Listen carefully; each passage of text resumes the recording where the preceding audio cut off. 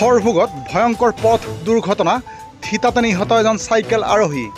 বৰপেটা জিলাৰ হৰভোগ আৰক্ষী থানাৰ অন্তৰ্গত পূব চকাবাউসীৰ মাজেৰে পাৰ হৈ যোৱা ২৭ নং ৰাষ্ট্ৰীয় ঘাইপথত সংঘটিত হৈছে এক ভয়ংকৰ পথ দুৰ্ঘটনা।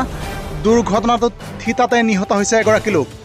ঘটনাৰ বিৱৰণী মতে বঙাইগাঁও জিলাৰ মানিকপুৰ আৰক্ষী থানাৰ অন্তৰ্গত বৰবিলা গাঁৱৰ যাদৱ চন্দ্ৰ নাথে বৰবিলাৰ পৰা হৰভোগৰ গৰখীয়া মন্দিৰলৈ আহি থকা অৱস্থাতে পাছফালৰ পৰা আহি থকা AS28A4022 নম্বৰৰ তীব্ৰবেগী দুচকীয়া বাহন এখনে খুন্দা মৰাৰ ফলত থিতাতে নিহত হয় মানিকপুৰ বৰবিলাৰ যাদৱ চন্দ্ৰ নাথ।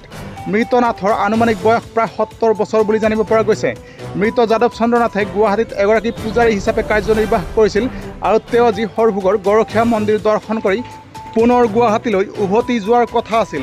ইতিমধ্যে হৰভোগ আৰক্ষী থানাৰ আৰক্ষী ঘটনাস্থলীত উপস্থিত হৈ প্ৰাথমিক তদন্ত সম্পন্ন কৰাৰ অন্তত যাদৱ চন্দ্ৰ নাথৰ মৃতদেহটোৰ লগতে দুৰ্ঘটনাগ্ৰস্ত হোৱা বাইচাইকেলখন আৰু লগতে মটৰ চাইকেলখন নিজৰ জিম্মালৈ লৈ আহে।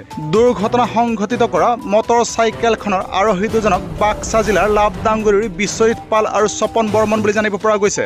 হৰভোগৰ পৰা উদয়ন নাথৰ ৰিপৰ্ট, নিউজ টাইম 3। আমাৰ জেঠা হয়, মানে যাদৱ চন্দ্ৰ নাথ জেঠাৰ নাম, মানে বৰবিলাত এতে মানে গৰখীয়া মন্দিৰত চাকি বন্তি জ্বলাবৰ কাৰণে আহিছিল। আহোঁতে ডিভাইডাৰৰ এনেকৈ ক্ৰছ হওঁতে বাইকে খুন্দাইছে বুলি জানিব পাৰিছোঁ। আৰু ঘটনাটো কোনখিনি হৈছিলে?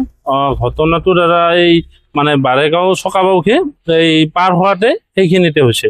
চকাবাউসী বাৰেগাঁও বুলি কয়, ডিভাইডাৰত হৈছে। চাইকেল লৈ আহিছিল। ঘটনাটো কেইটামান বজাত হৈছিলে? ঘটনাটো ৩টামান বজাত হৈছে।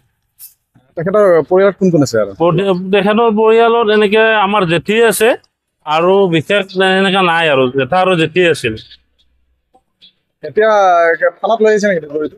হয়, ডেড বডিটো থানাত অনা হৈছে।